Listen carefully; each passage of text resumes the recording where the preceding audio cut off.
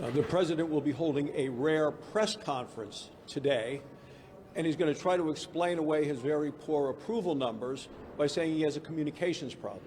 The president doesn't have a communications problem. He has an agenda problem.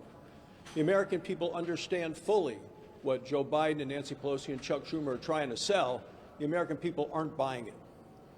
Last Thursday, President Biden stood right at this very spot. And what you saw was a president who was failing and flailing. Failing to address the needs of the American people, failing to talk about the things that they know are important to their own lives. That's why they view him as inept, ineffective, and only 1 in 3 Americans believe that he is actually doing what they need in their lives to help them in their major concerns. And when I say he is flailing, all you had to do was listen to Chuck Todd on Meet the Press this Sunday, who said that the president had one of his worst weeks as president of the United States. These are problems that the president brought on himself.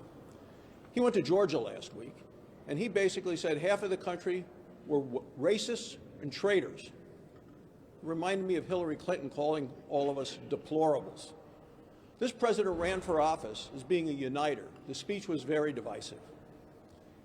And then he referred to all of us that you either choose to stand with him on changing voter laws or with Bull Connor. Well, who is Bull Connor?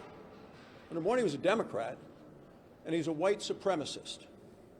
And he turned fire hoses on civil rights protesters and their children.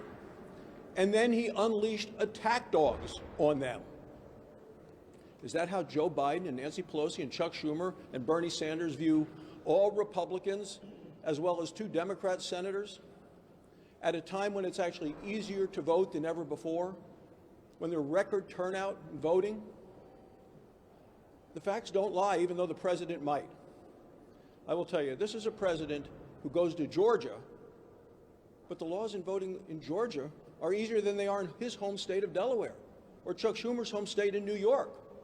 Why aren't they up there pounding their chests and calling the people in Delaware and New York racists and traitors?